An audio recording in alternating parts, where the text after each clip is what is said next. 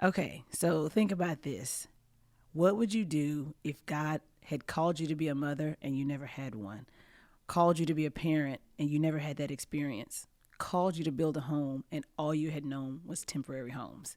Wait till you hear Leah's story. Welcome to the Jada Edwards Podcast. Welcome to Season 3 of the Jada Edwards Podcast. You'll get a little bit of Bible teaching, some great stories, and some great interviews along the way.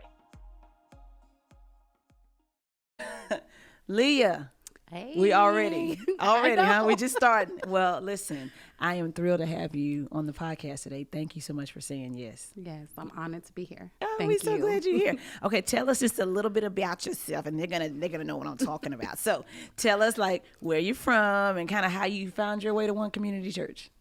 So, oh wait, by the way, y'all, Leah is my MOV. She my protector. Don't play. She loves Jesus, but she still got them hands. So she walks around and she cute and she like cheery and smiley, but she'll take you out. So in the name of Jesus, she stays with me at church, and she's just been a godsend, just a heart of service, and make sure that I'm taken care of here. And we do it real low key. We don't roll with no deep entourage. It's not 8 of us. It's just me and Leah. And so, and God. Okay, he really. So glad you're here with me today. So tell me a little bit about you and how you ended up at One Community Church. Yes, absolutely. So I'm Leah. I'm from Brooklyn, New York, born and raised. I moved out here in 2003, off and on. And when I found out about One Community Church, it was you that brought me here, actually. Shh, don't tell nobody. Right. But yes, I have seen one of your, I think I was just scrolling online and I seen one of your teachings on Church Hurt. It was like the very first one, I believe. Oh, wow. And I was just listening. I was like, yes, I was in. I'm not gonna tell you I was, but I was somewhere and I was like, yes, that's it. So from then on, I was following, kept looking for your videos, kept listening. And then one year, again, Church Hurt came up again. And you were like, just come in. Just come on. Just come in. So that Sunday, I just came in. And I heard Pastor preach, Pastor Conway. And I knew this was the church I had to be in because I felt, a connection with you before even knowing you spiritually. And then when I came in that Sunday, I sat all the way in the back. And I came, guys, during the maze. It was just the maze. It was, I came first 2015. Right. And then I just sat all the way in the back and I was listening to him and I was just crying. And then when it was over, I left, but I knew I would be back. Yeah. And I didn't serve right away. That's a long time. How long before you started serving? About 3-4 years ago now. Oh my gosh, girl, that was too long. The devil was busy, but that's okay. You got to take your time sometimes. But man, what an amazing story that God just sovereignly brought you here. This is just so crazy. Okay, so here's the question I always start out with. Tell me, if you could describe your life in one word, what would it be? So it's going to be a symbol. And it's going to be, it would be a word. And I choose the semicolon. It was created for authors to use to continue on a sentence that should have ended. And when I think of that, I think of Leah's life. It should have ended so many times ago. Yeah, a semicolon. Girl, that's good. You might have a little word in you. I love it. Okay, so when you listen, I usually ask people like 2 or 3 milestones where you saw God's hand moving, but your story is so incredible. I'm just going to let you go off the cuff. Like when you think about major moves of God, whether it was pain, protection, provision, like all the things that God, I just want you to tell your story. We need our tissue. Yes.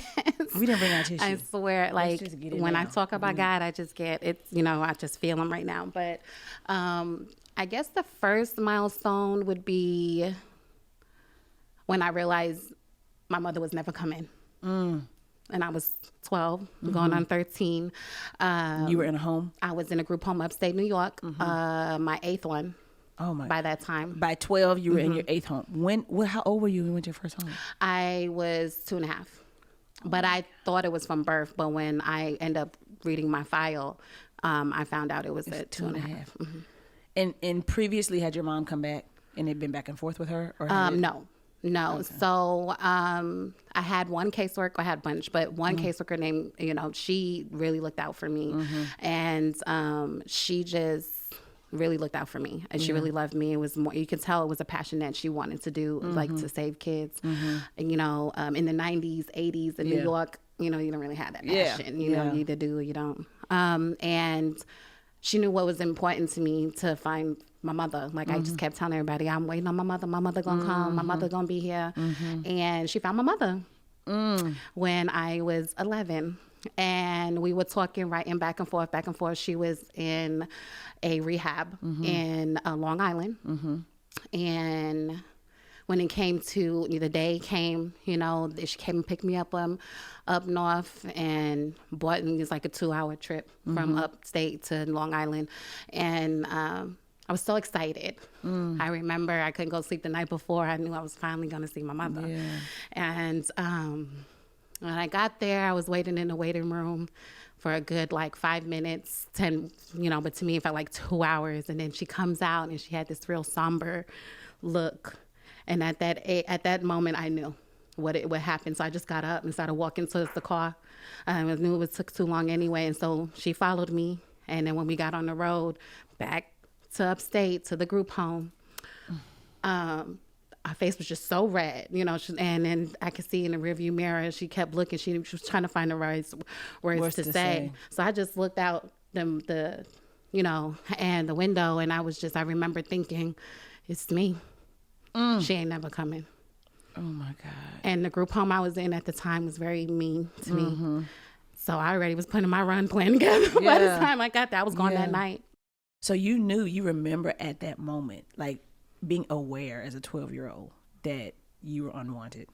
Vividly. It was raining. I remember the car. I remember what my caseworker had on. I remember what I had on because I took a long time to get prepared, and it was hand-me-downs. So I wanted to find the best hand-me-downs. So my mother thought I was pretty. Yeah. Ooh.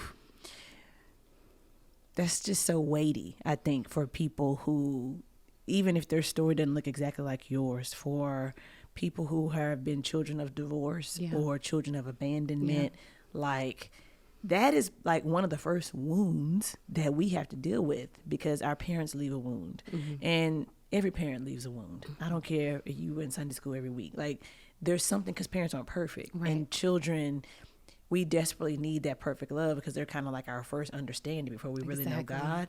And it creates a wound. I just think it's so powerful because I think sometimes we get so far into life trying to be successful and press through, and we don't even realize that we're not addressing wounds that happen from our parents. Exactly. You know, even if, it's just, that's so weighty, because to know that I remember that at 12 or I remember this at 7, having those kind of deep feelings that you're like, something's not good enough in me from my mother. Right. When even though that's not true, it's what you think at that time. So what happened after that? And by the way, Dad was never in the picture. At the time, no. Okay. On my birth certificate, it said unknown. Okay. All right. And so you're 12 years old, headed back to the group home. What did the next few years look like? Well, I ran away. Right away? Right away that night. I was gone. And I was on the run for about 4 years. Really? In the city. I took care of myself. So 12? you gotta understand. So when I got to that group home, so much had already happened to me. Yeah, and I trauma. was not 12 anymore. You know, you feel like a woman. Yeah. Sexual trauma. Yes. Physical trauma. Being pretty was not a good thing for me. You know, when people told me, and now I embrace it. Right. You know, because I know it's God. Because you're Puerto Rican girl. Well, because God. Black and cute. Yes. Yeah. But it wasn't good up, then, was it? No. Yeah. Like no one to be my friend. You know, and men. Yep. Saw you as a woman. So at 12 years old, you felt like I can do better by myself. Yes. Where did you live? What did you do? So I went, the first place I went to was in Harlem. I was in Spanish Harlem, and then I went to Black Harlem, Apollo. And I just used my situation, but tweaked it a little bit. So when I was hungry, I would go into a Burger King at the time and would say, you know, my mother don't got no food. You know what I'm saying? Or something like that. And then you always God, I don't know, it's God. At the time, again, my angel, I didn't even think of God, but I'm saying he always put me in areas, you know, to lead me to get fed. And I've always, regardless of how angry I was, I've always had a big heart. I wanted to help the world and save the world in the midst of everything that was going on. And so I would do that. And then I come across other kids like me, and they would tell their mom that I was a classmate. And so I would live there for like a week or two before they like, okay, So you gotta go. where's her parents? Right. You know, because Yeah. in New York, we don't have Southern hospitality. So Yeah. all they worried about is the people that's in the there. house. Yeah. You know, so they don't really think, oh, let's go check, let's go call. Like here, you can't Yeah. really get away with that. They're like, let me get your mother on the phone. You Yeah. know, Yeah. there they're like, whatever. You know, so that's what I did. And then I got a job, and then I just lived on my, and then I joined the gang. So so homelessness for a while though, because it had to be some moments Yes. where you're just like, I don't know. I slept in stairwells, in Queens. I slept on As the a train. young teenager, Leah, It was safer. are you serious? Oh my God. So when you look back on that time now, what do you think of God's movement in your life, like at that time? Not how it felt then, but like now looking back. Like impossible. We crying already. Because how in the world are you still here today? That's crazy. Because I know you know some stories. It's like, it's not Yeah. even about like how. It's like why. Now I know the why, but Yeah. it's like you loved me so much, and I didn't say he wasn't real, but I just turned my back on him. I was just like, it's just me. Yeah, because it felt like abandonment. Yeah, because you're Me not too. going to stop these men from coming in here. They're not supposed to be counselors. Yeah. They're supposed to protect me, some type of authority figure, or fill that role for Yeah. parents or uncles. Like they come in a whole different way, and then it got so bad that I knew the look. Yeah. I knew the look. You know, like I just The knew. way they looked at you. It was I knew no matter how much they tried to fake it, I was like, okay, yeah, that one's a pervert. You know, like, Yeah. you know. Oh my gosh. And then so that's just how I knew, you know, I mean, you know, that's what I knew. And then so when I look at it now, I'm just like, I had a message. I'm your messenger. Yeah. My life is my testimony. I'm supposed to tell you everybody about you through Right. me, Yeah. through this. My pain is for other people. Peace. Golly. So how old were you when you decided to join the gang? I was like a year after. It was like 12 and a half. I met a guy. He was 3 years older than me. He was over the Crips at the time in Brooklyn. Now we in Brooklyn. What was the main reason that drove that? Sense of family, safe. belonging? Yeah. I was Protection. safe. Back then, the gang was not like nowadays. You Yeah. know, it was a community. Yeah. They helped. We went to a lot of people that didn't have nobody went there. That was our family. We felt safe. I was protected. I can honestly say when I was in the gang, I haven't got sexually assaulted. I wasn't jumped. Yeah. I was nothing. Yeah. You know, I was safe. It was family. You created a sense of family. And how long, and then you started working. Okay. And how long was that season of life? Like when did you, first of all, how in the world did you get out of that gang? That's another story. Yeah. So my boyfriend, he was again one of the big time leaders of it at the time, and he got shot right in front of me. Oh my gosh. And you were like, that's it. Um, Or tell me how you They wanted me to leave. They felt like I was no longer safe because everybody knew I was his girl. Really? Wow. And so it's so, it feels like. And that was at 17. Well, 16 and 17 is when I turned myself in Really? Turn yourself in who? to CPS. And that's a whole Really? story in itself. Girl, Lord. wait a minute. Lord Jesus. Okay, so the gang, Well, first of DPS. all, the thing that nobody ever thinks about with gangs that they have a family feel, especially once upon a time when that culture really first came on the scene. So it's the gang that protected you. Yes. That allowed you to, they like, you got to go because we're looking out for you.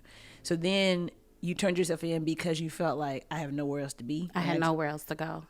In New York, I've been all over New York. I lived all over the boroughs by that time when I was on the run. And then before I was on the run, they sent me to like all the group homes. I kept getting kicked out of group homes because the judge decided to say that I was unfit for a home at 8 because of what happened to me in the previous home that I was in, that it was too traumatic. So I was in group homes the rest of that. Really? So you felt, so at some level they were holding you responsible as an 8-year-old Yes. for things that had happened to you. And then when I got in the homes, I was always having to fight. Always having to fight people off me or whoa, you know, and then all of a sudden I had anger issues. Yeah. All of a sudden I can't, control myself. All of a sudden I'm a menace to society. Yeah. Lock me up, throw away the key. I ain't gonna be nothing. Right. I got told that so many times. Really? So at 17, now you're basically only have a year left before you're legally aged out.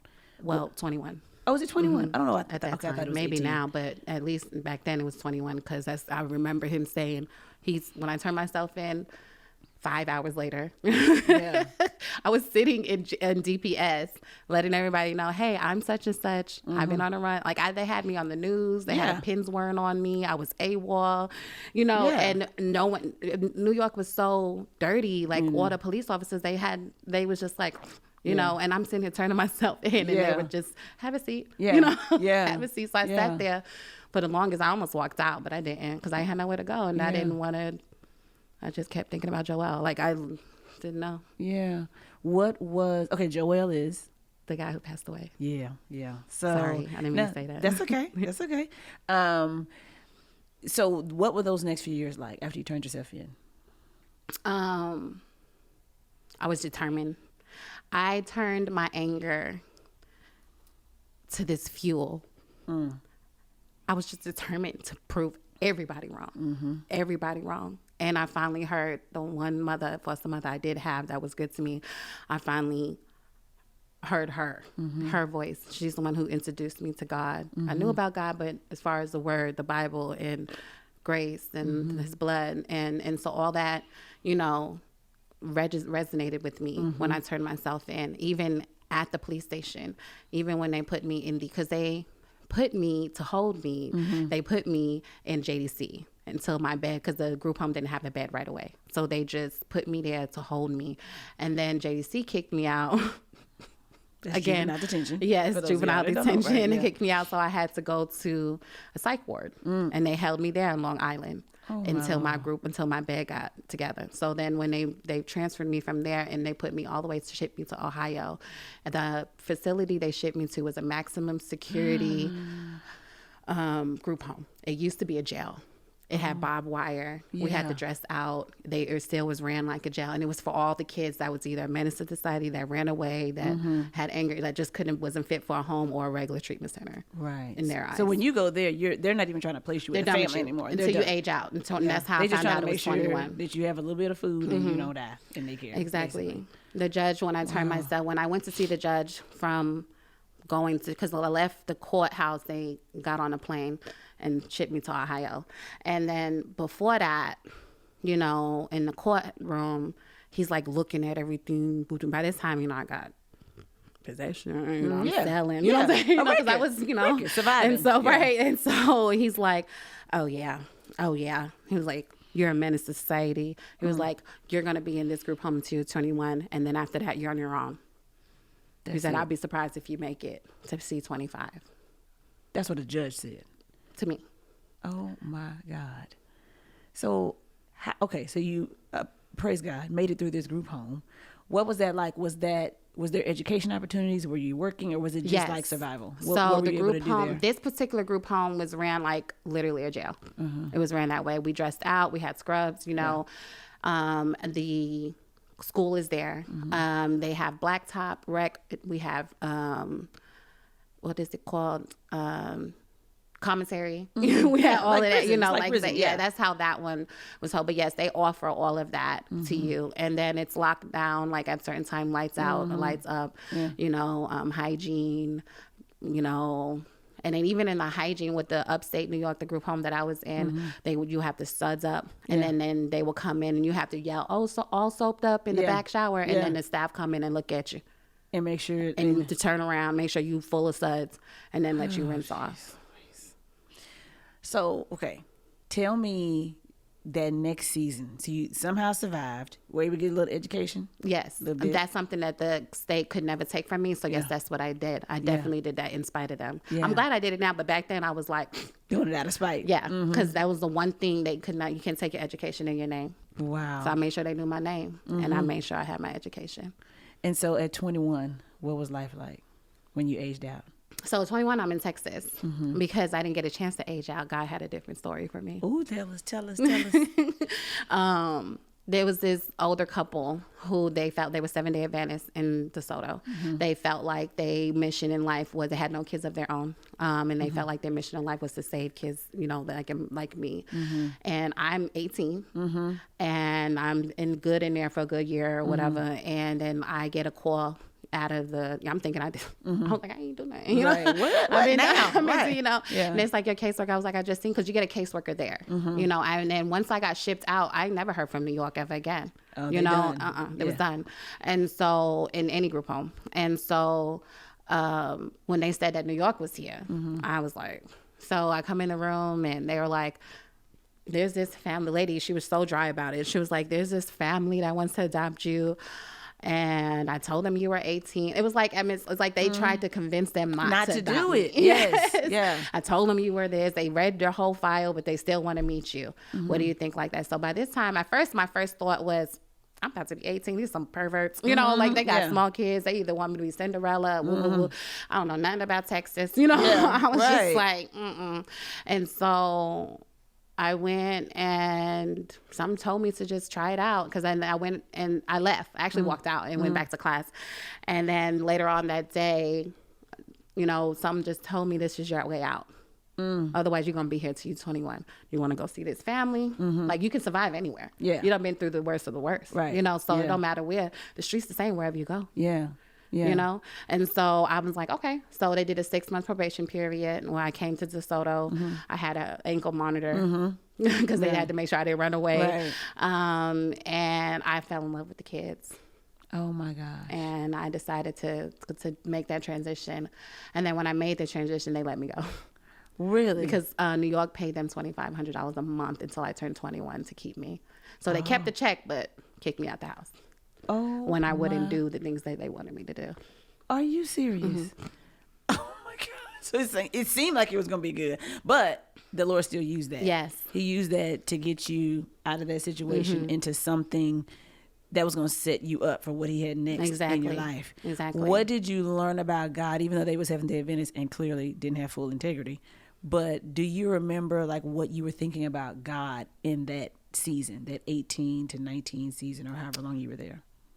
I really wasn't thinking about God. It was just more so telling myself not to give up on him, on God. Because he hasn't given up on me, not to let my stinking thinking, that's what I call it, my stinking thinking get the best of me. Because again, of course, the first thing I thought in my head was like, I've been going to church at this place, you know, I might as well stay in Ohio, you know, and then you brought me to this family to make me feel again. Yeah. Nobody want me. Don't nobody want you. You ain't nothing. Ain't nobody gonna love you.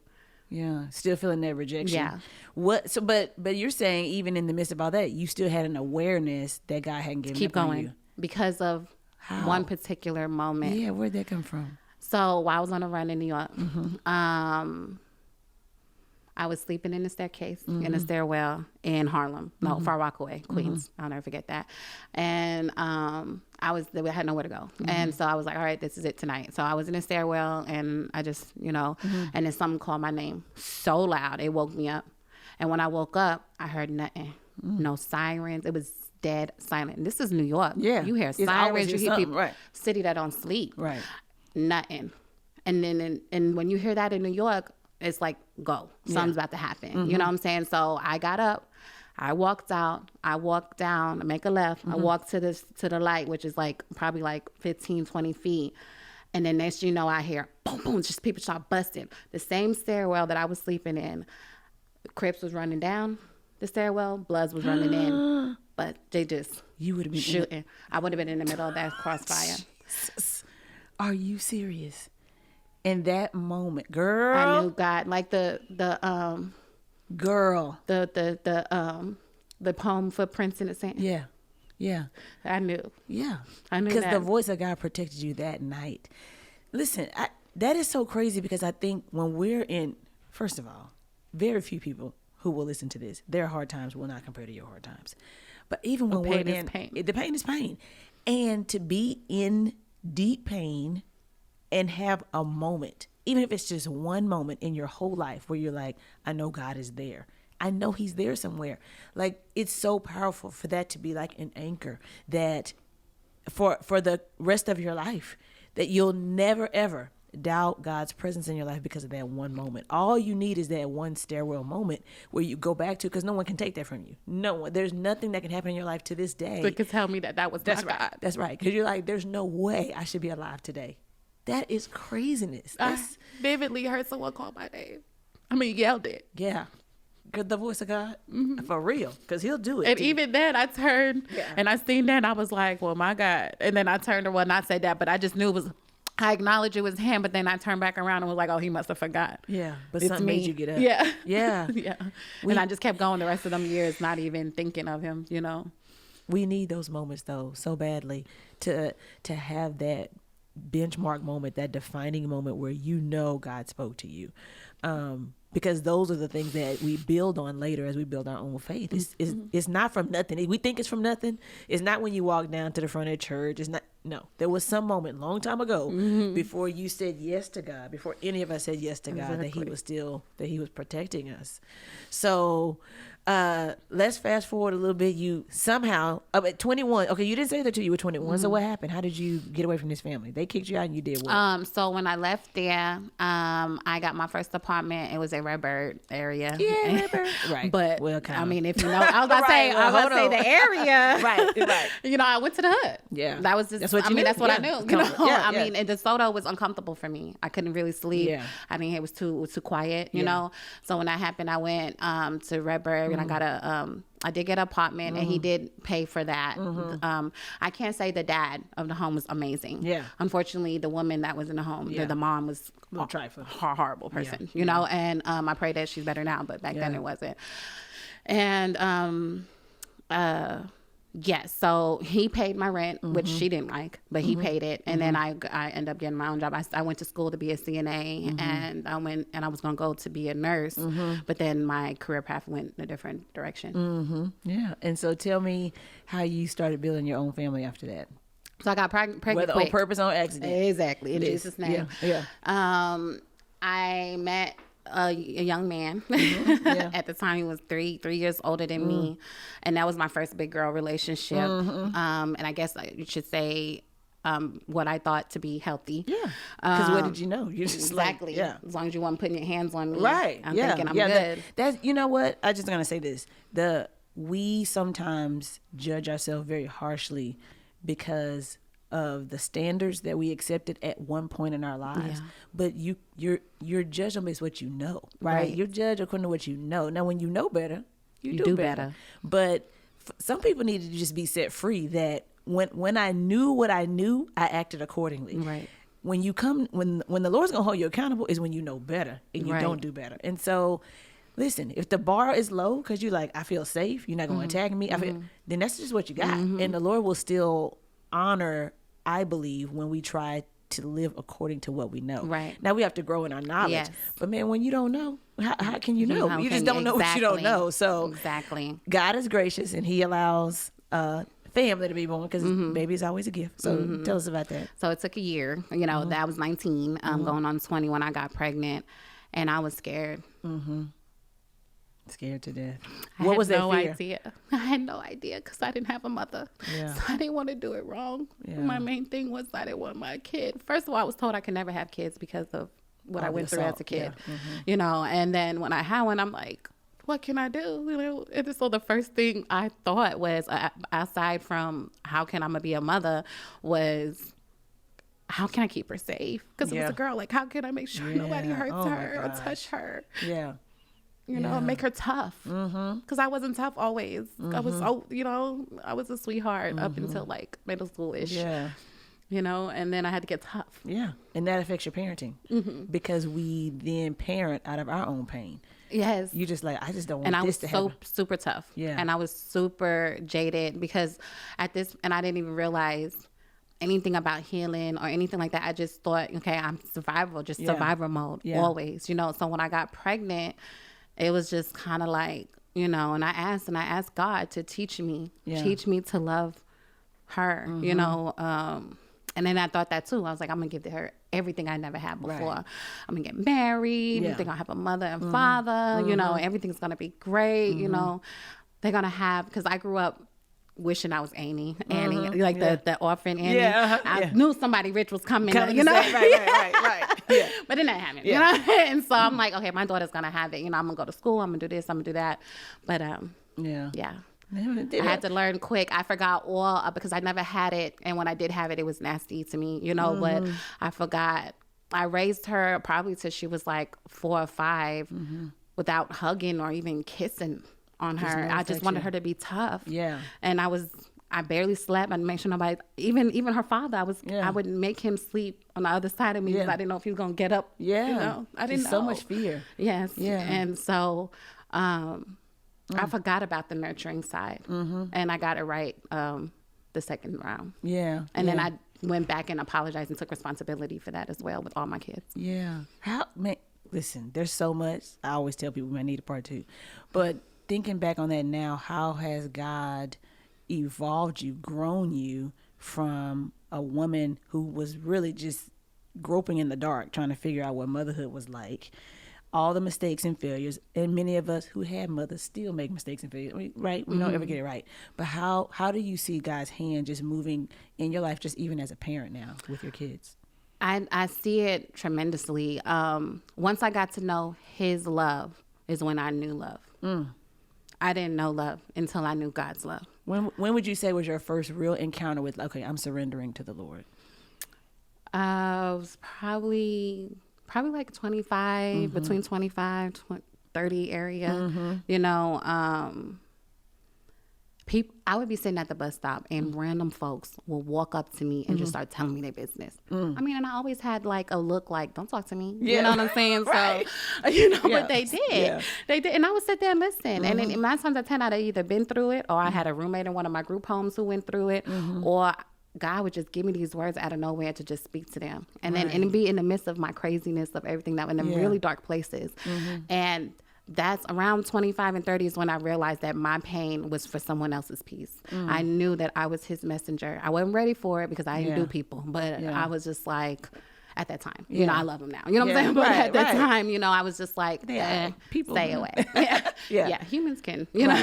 Right. And so you feel like your mission really is what was tied to that surrender. Yes. Because you could see why God had you here. Yes. So you're like, okay, God. And then the more that I prayed and more, and then at the time when I first came to Texas, I went to Inspire and Body of Christ. And so we was in there really heavy. And that's so... when I got more in the word, more people, he allowed more people to come to me. And then that one little hot day on you know, when this old lady comes walking up to me and sits down and was like, and started telling me about her husband and the abuse that she was going through and stuff like that. At first, I didn't even know she was talking to me. I just kind of looked at her like, what's wrong with this crazy lady, you know? But I listened. I hugged her. I prayed. And from there, I was like, all right, God, use me. Take my life. I've always wanted to take my information. I mean, that would be my other milestone, becoming a mother. But I've always wanted to open my own group home. And to do it right. And I want it to be biblically based so I can teach kids like me. 'Cause what better to hear from, I am you, you are me. You know, I'm walking, you know, like, because I did so many times where someone asked me, that question, they put on paper, where you going to be when you graduate? I didn't even know where I was going to be tomorrow. I didn't even know if I was even be breathing tomorrow. So I didn't have that answer fathom for you. a future like that. You just day-to-day surviving. But I want to be that person and to know God and the community that he has given me with this church. I wouldn't want nothing. As much as I scream, oh, I got is me, I got is me. I would wish I had what I have now back then. And so I want these kids that feel what I felt back then to feel what I feel now. Ooh. Yeah. Well, it's going to happen because that story is too powerful for it to not be used to shape the lives of other people. And I just want to say, number one, you know, sometimes it becomes a cliche, you know, girl, sometimes it becomes a cliche where people are like, I should have been dead in my grave. I should have lost my mind. You know, we say things on church and during church, and it feels like. But I really should have been dead. I really should have lost my mind more than one time. And so when you look at someone's life and just say, God, here's why I love this story. Why I love people's stories is because, man, stuff happens in life, and you're like, is God still good? If God was good, how could he allow this? How could this happen to me? And so for you to be here in a very raw and vulnerable way, it's not super churchy. It's not one blessed and favored. Days are still hard. You and I have talked. Parenting is still hard. Yes. You're still trying to figure out, what is this thing I'm trying to do that I never had? Right. How do I establish a home? We make mistakes. We stumble. We pick back up. But for you to have been through all that you've been through and feel such a deep sense of mission, like I see my life's purpose, like for really purpose in your heart, for that to be heavier than the pain that you should be feeling, your life could have been defined just by pain. You could be in such a different place right now. And it is mind-blowing to me, and I know it's going to encourage someone for them to say, here, look at how God has been always present in my life. And that you could have been in a place where you took the sin and the evil of men and women in your life and attributed that to God.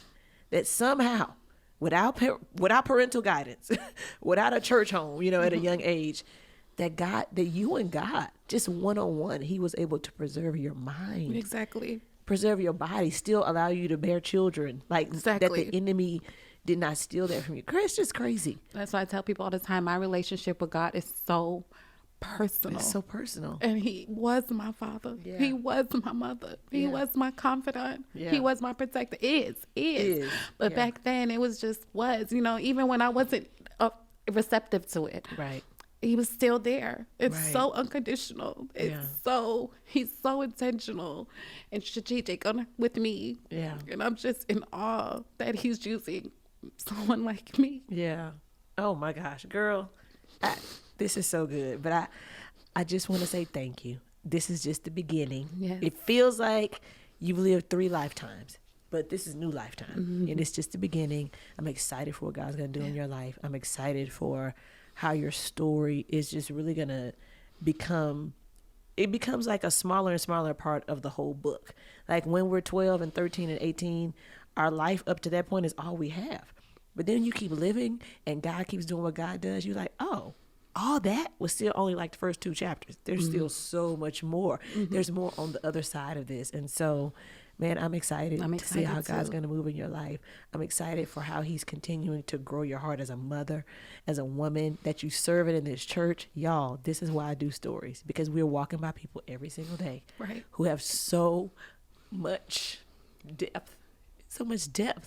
We just see them as people. Yeah. And God is like, girl, these people are complex and layered, and you have no idea what they've been through. Exactly. And so I thank you that you're holding true to that story, but not being defined by it. Thank you. Thanks for being with us today. Thank you for having me. Okay. Love you. Love you. So I hope you enjoyed today's episode. If you did, make sure leave a comment, leave a review, share, subscribe, all the things, and we'll catch you next time.